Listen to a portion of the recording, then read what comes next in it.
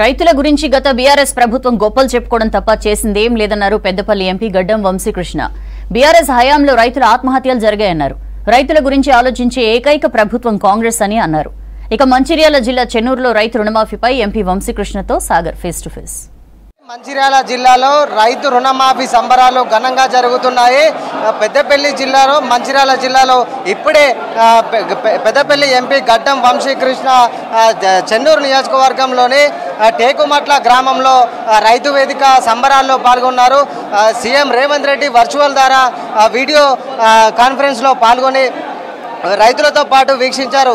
రైతు రుణమాఫీ అనేది బీఆర్ఎస్ హయాంలో దాదాపు 5 దఫాలుగా పూర్తి స్థాయిలో కూడా రుణమాఫీ జరగలేదు.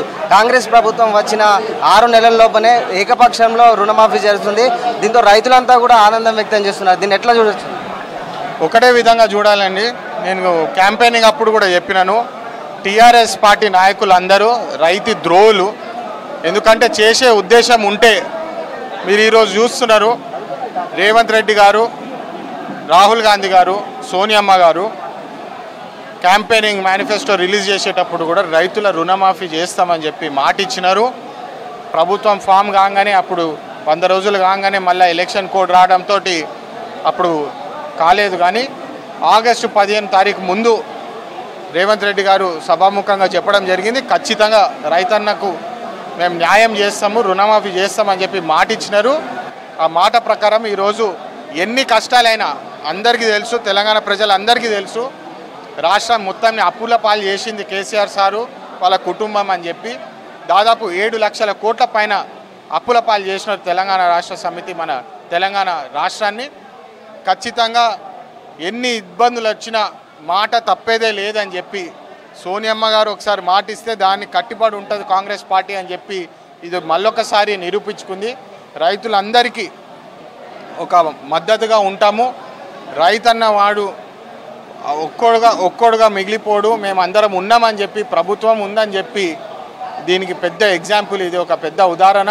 గతంలో కూడా ఎన్ని కష్టాలు వచ్చినా ఎంత నష్టపోయినా కాంగ్రెస్ పార్టీ సోనియమ్మ గారు అప్పుడు తెలంగాణ ఇస్తామని చెప్పి మాట ఇచ్చింది. దాని మాట ప్రకారమే తెలంగాణ కూడా ఇవ్వడం జరిగింది. ఎంత నష్టాలు వచ్చినా గత 10 సంవత్సరాలు మీరు చూస్తున్నారు, కేవలము దోచుకోవడానికి వచ్చినారు టీఆర్ఎస్ పార్టీ, కానీ పని చేసే ఉద్దేశం లేకుండే అని చెప్పి ఈరోజు క్లియర్గా స్పష్టంగా తెలిసిపోతుంది. మీరందరూ ఒకటి గమనించాలి, గత 10 సంవత్సరాలు టీఆర్ఎస్ పార్టీ హయాంలో, అక్కడ దేశవ్యాప్తంగా బీజేపీ పార్టీ హయాంలో కొన్ని లక్షల పైన రైతుల ఆత్మహత్యలకి గురైనారు. కేవలము రుణాల గురించి ఆ ఆత్మహత్యలు అని చెప్పి మనకు క్లియర్గా డేటా కూడా ఉంది. బీజేపీ పార్టీ కానీ టీఆర్ఎస్ పార్టీ కానీ రైతులకు ద్రోహులే కానీ రైతులకు మద్దతు ఇవ్వలేదని చెప్పి ఈరోజు మళ్ళొకసారి నేను స్పష్టంగా చెప్తున్నాను. మీ అందరికీ తెలుసు, గతంలో తెలంగాణ ఉద్యమంలో కూడా అప్పుడు వివేక్ గారిని కూడా జైల్లో పెట్టినారు. మా అక్క పెళ్ళి ఉన్నప్పుడు 2 రోజుల ముందు జైల్లో పెట్టినారు. అయినా సరే తెలంగాణ కోసము, తెలంగాణ ప్రజల కోసమే పోరాడతామని చెప్పి అప్పుడు సోనియమ్మ గారితో మాట్లాడి మరి అప్పుడు ఎన్ని నష్టాలైనా తెలంగాణ తెచ్చుకోవడం జరిగింది. సోనియమ్మ గారు వారు పెద్ద మనసుతో ఇవ్వడం జరిగింది. అదేవిధంగా ఈరోజు మన రాష్ట్రం మొత్తం అప్పుల పాలైనా, ఆర్థికంగా ఎన్ని కష్టాలు ఉన్నా ఈరోజు రేవంత్ రెడ్డి గారు మాటకి కట్టుబడి ఉంటాము, ఖచ్చితంగా రైతన్నకి మేము న్యాయం చేస్తామని చెప్పి ఈరోజు ఇంత పెద్ద కార్యక్రమం చేయడం జరిగింది. ఈ కార్యక్రమంలో నాకు ఈరోజు ప్రజలందరూ అవకాశం ఇచ్చినందుకు నేను వాళ్ళందరికీ రుణపడి ఉంటాను. సార్, ఇప్పుడు మిగులు బడ్జెట్గా ఉన్న తెలంగాణ అప్పుల పాలు చేసి కాళేశ్వరం కట్టి రైతుల మేలు కోసమే ఈ ప్రాజెక్టులు కట్టాము, రైతుల మేలు కోసమే టీఆర్ఎస్ ప్రభుత్వం ఆలోచిస్తుందని చెప్పేసి మాజీ సీఎం కేసీఆర్ చాలా సందర్భాల్లో చెప్పారు. అప్పుడు రుణమాఫీ కూడా చేయలేదు, ఇప్పుడు ఎట్లా చూస్తారు?